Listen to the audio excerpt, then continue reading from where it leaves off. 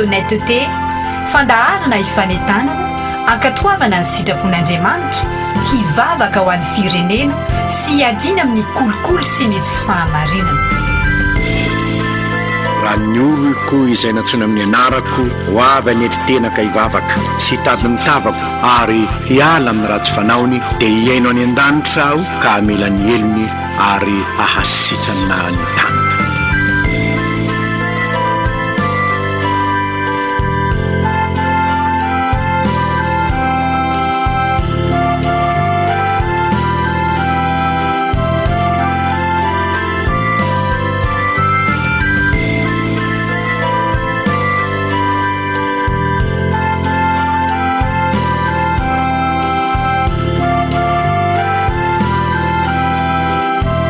Soratra masina ny fahamarinana manandratra ny firenena ho abolana toko 720 andiny fatelo amin'ny efapolo. Tsy adidiko izao samy rery fa adidiko izaho sy anao.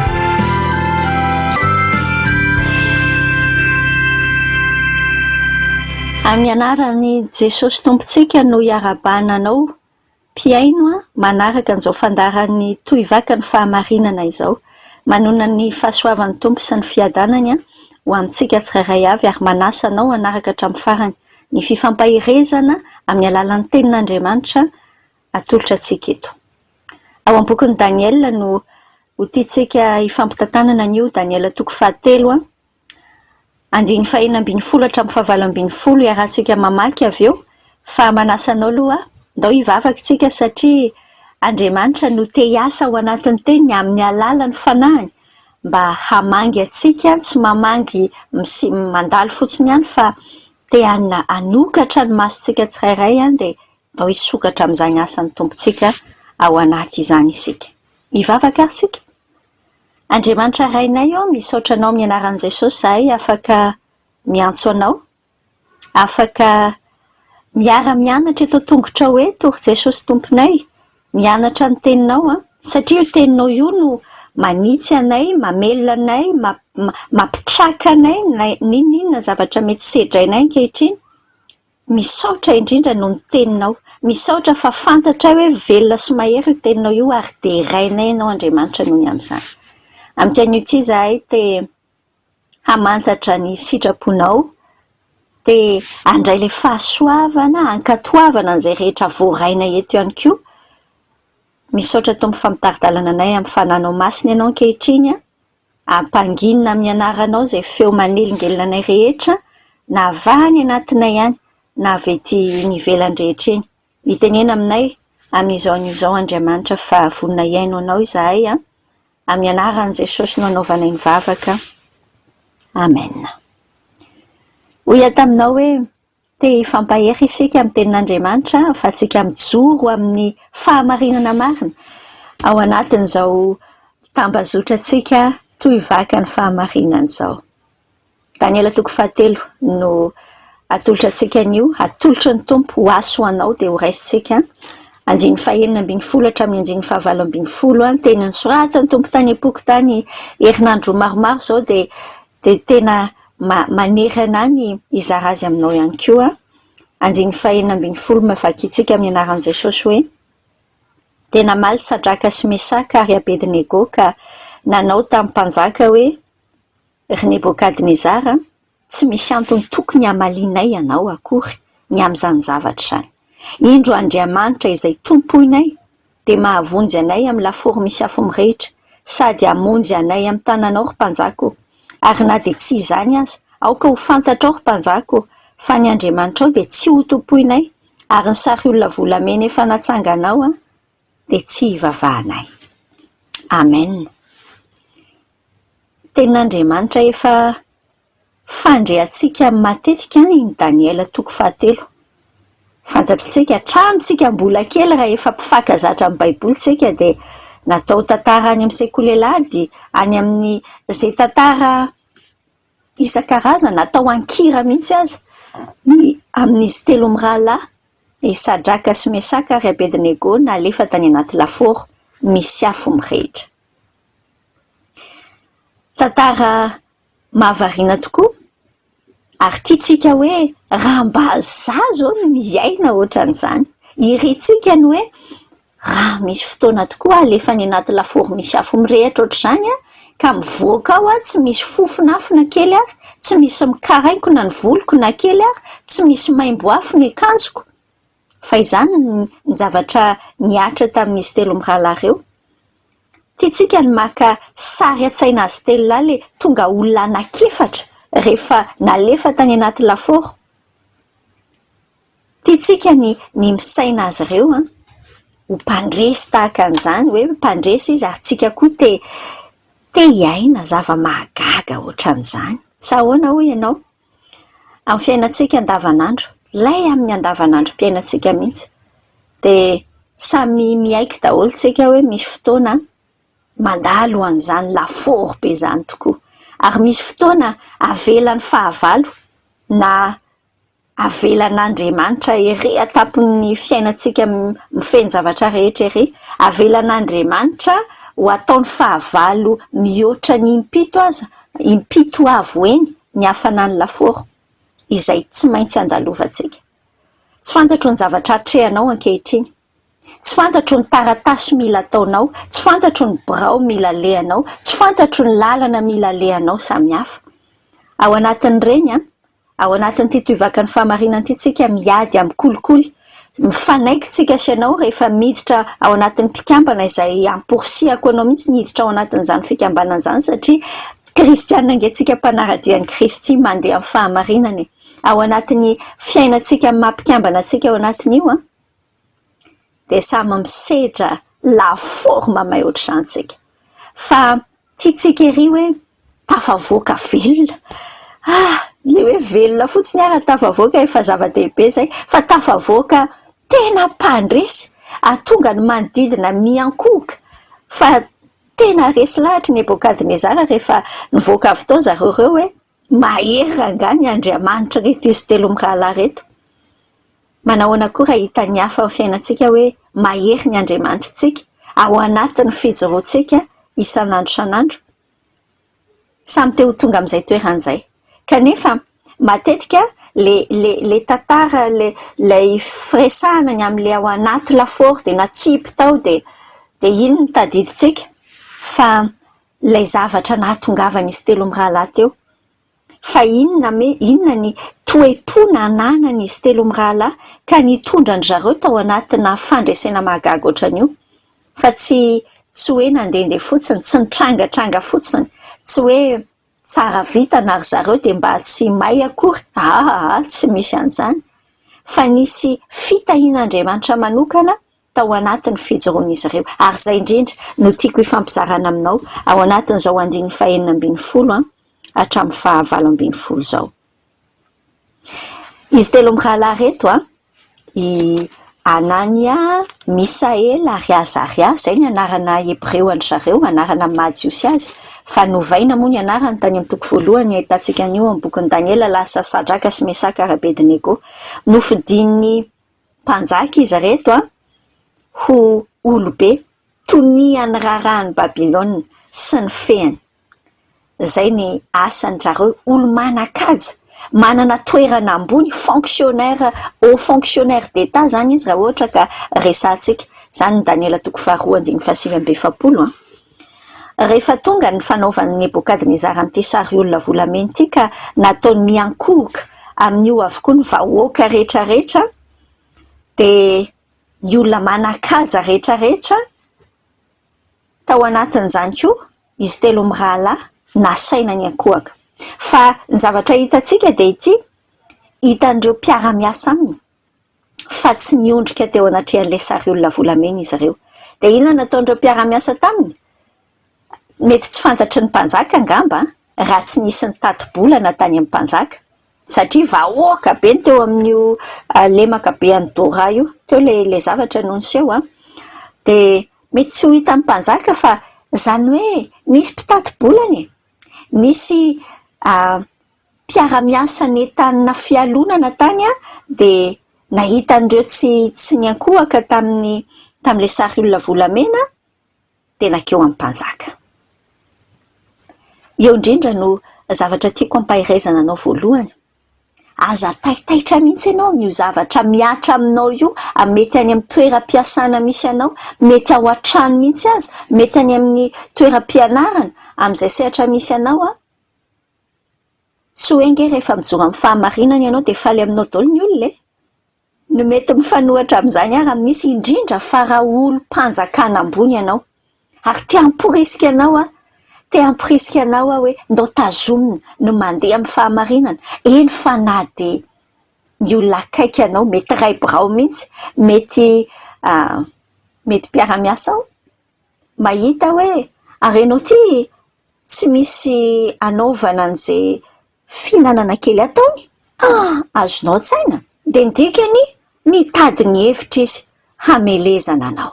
Aza taitra amin'izany, aza gaga amin'izany hoy ny apôstôly Petera, aza gaga amin'ny mety fahoriana izay iainantsika.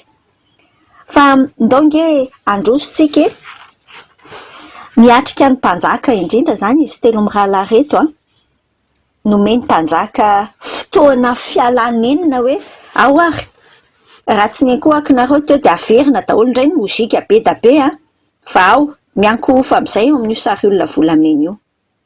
Hitantsika eo amin'ny 5:50 ny mpanjaka namarana ny teniny tamin'ny zareo manao hoe ary iza moa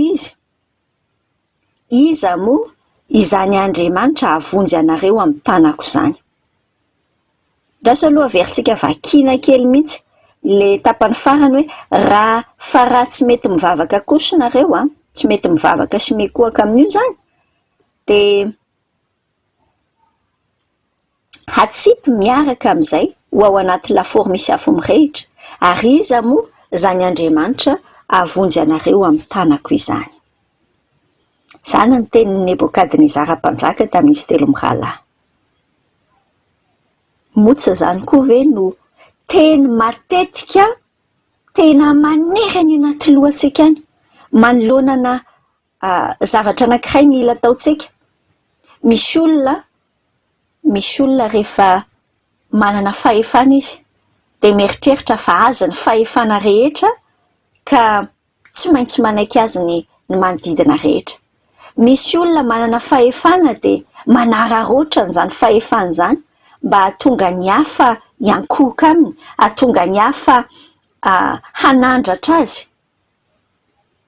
Misy olona ohatra Nebokadnezara ohatra mahita Nebokadnezara betsabetsaka ihany ianao amin'ny fiainany aza taitra ihany koa ny amin'izany fa efa zavatra nosoratan'ny tompo tsara ato anatin'ity bokin'ny Daniela ity mba ho hitantsika amin'izao vaninandro iainantsika izao akatsika fampaherezana fa satria efa niainan'izy telo mirahalahy io ary na izany aza mbola nandresy any izy telo mirahalahy.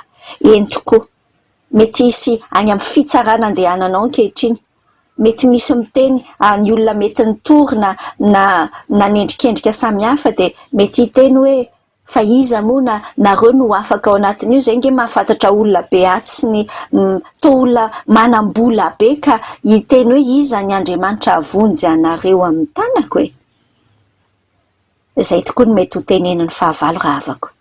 Fa amin'ity an'io ty hampahery anao amin'ny valiteny izay nomeny izy telo mirahalahy. Ao anatin'ny valitenin'izy ireo no akatsika n'le toe-po manokana nananany ka nahatonga n'Andriamanitra hanavaka anazy ireo tamin'ny famonjena nataony taminy. Donge jerentsika eo amin'ny 5:50 zao no navalin'izy telo mirahalahy ary Nebokadnezara. Tsy misy tokony hamaliana ianao akory ny amin'izany zavatra izany.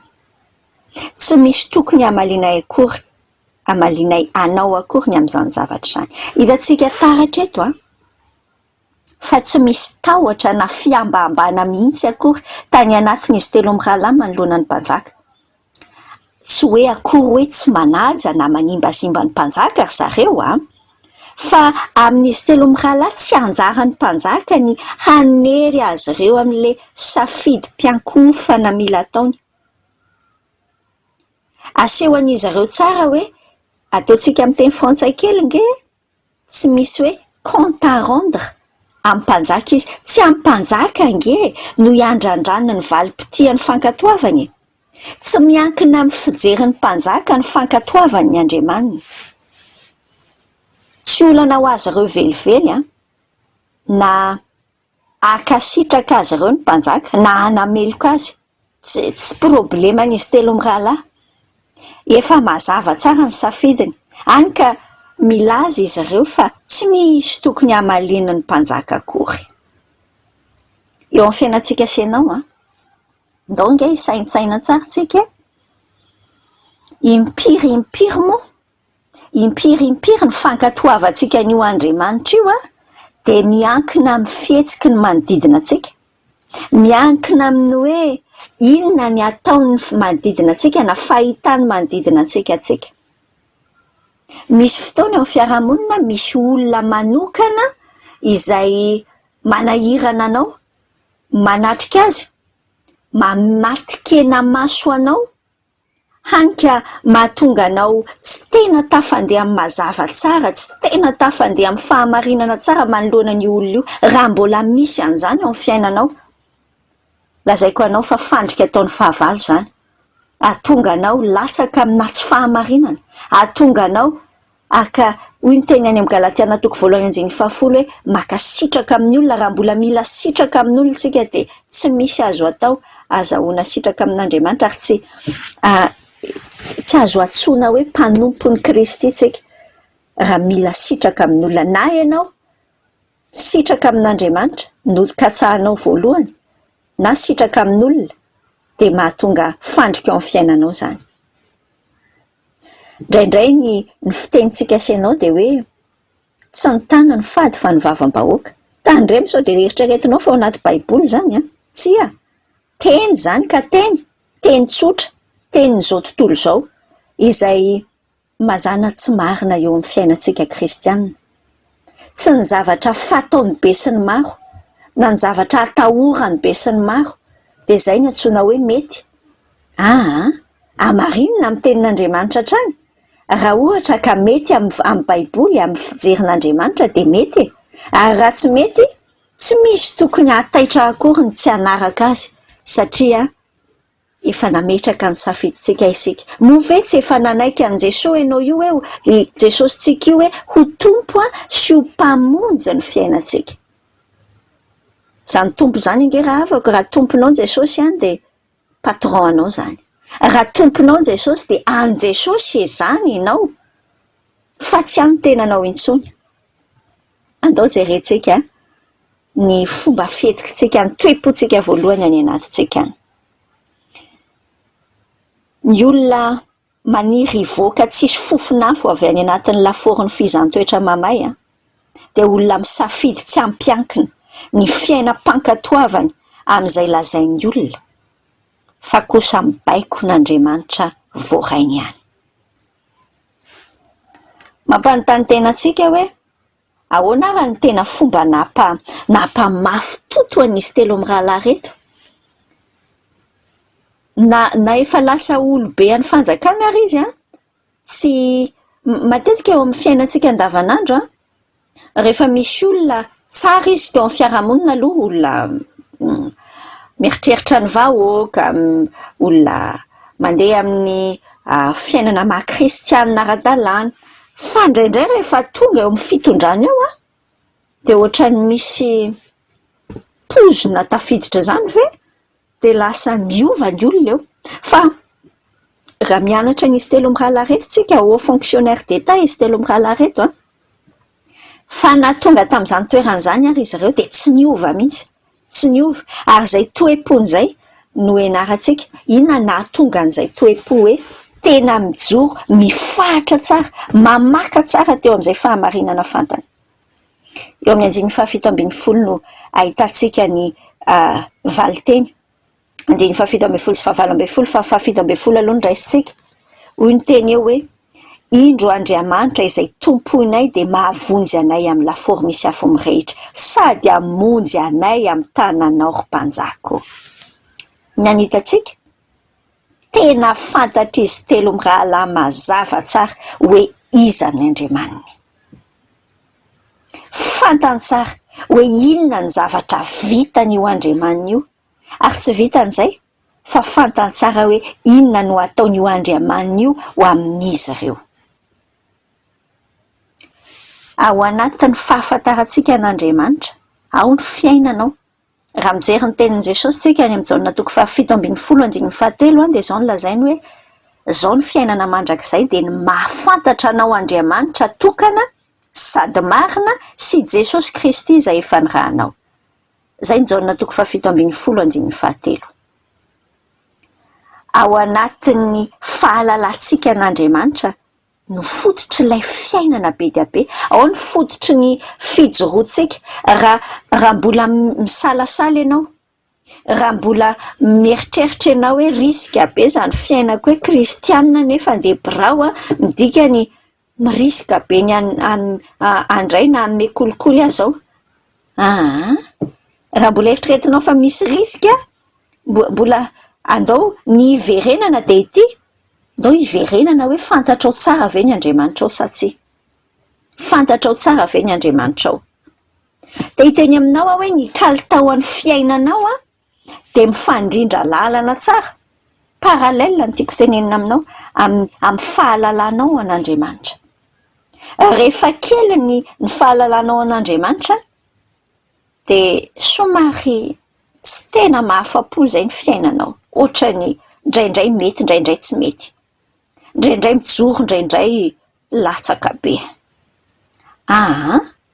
Rehefa tsy ampina betsaka kanefa toa superficiel na ivelany fotsiny fahalalantsika amin'ny tompontsika dia tonga aty anatintsika ange ny tahotra e.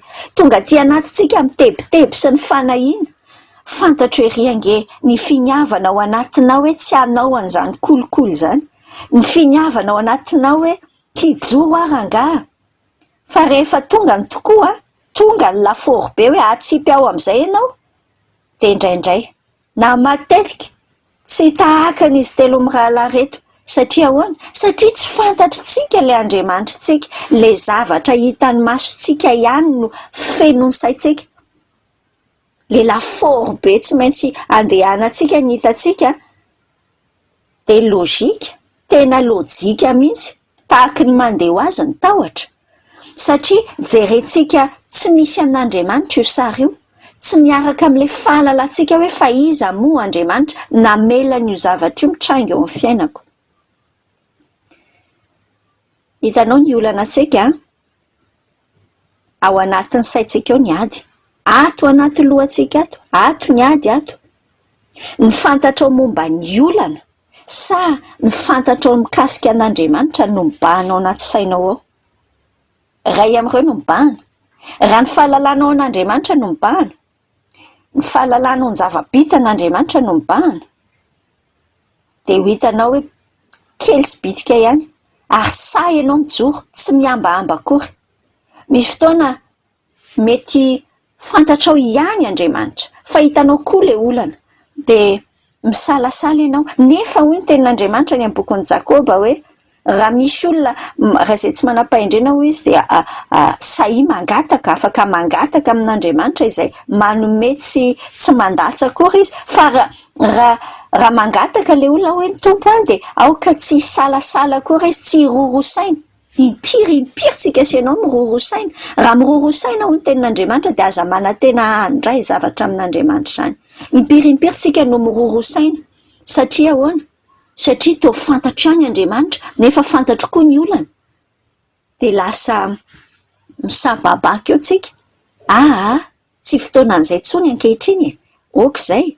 Fa andao isika hisafidy ny hamantatra tsara tahaka an'izy telo mirahalahy reto. Fa Andriamanitra ange ka mahavonjy antsika e. Mpamonjy ange ny dikany hoe Jesosy e. Jesosy mpamonjy ny dikan'izany. Zay mihitsy ny asany. Ary tsy namonjy antsika tamin'ny fahotantsika fotsiny ihany, tena zava-dehibe indrindra izay namonjy antsika tamin'ny fahotantsika izay, fa ny pratikan'izay amin'ilay fiainantsika andavanandro, mamonjy antsika amin'ny fahalemetsika sy amin'ny mety mora ota mora mahazo ny zavatra mora misaringotra amintsika rehetra, ny tahotra, ny tebiteby, ny orooro, ny fisalasalana samihafa, mamonjy antsika amin'izany io Andriamanitra io. Jereo ange fa ny fihetsika izy telo mirahalahy io, ny 7:7 io.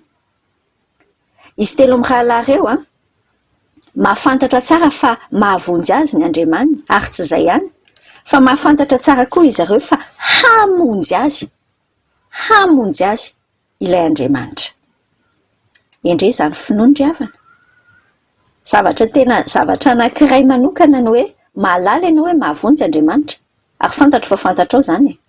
Ary zavatra anankiray hafa mihitsy koa nefa ny mahafantatra hoe hamonjy Andriamanitra. Fantatrao moa fa zavatra roa samihafa zany. Hafa no hoe mino ianao fa mpanasitrana izy, mpanasitrana io Andriamanitrantsika io, sy ny hoe mino ianao fa hosotraniny. Zavatra roa samihafa zany.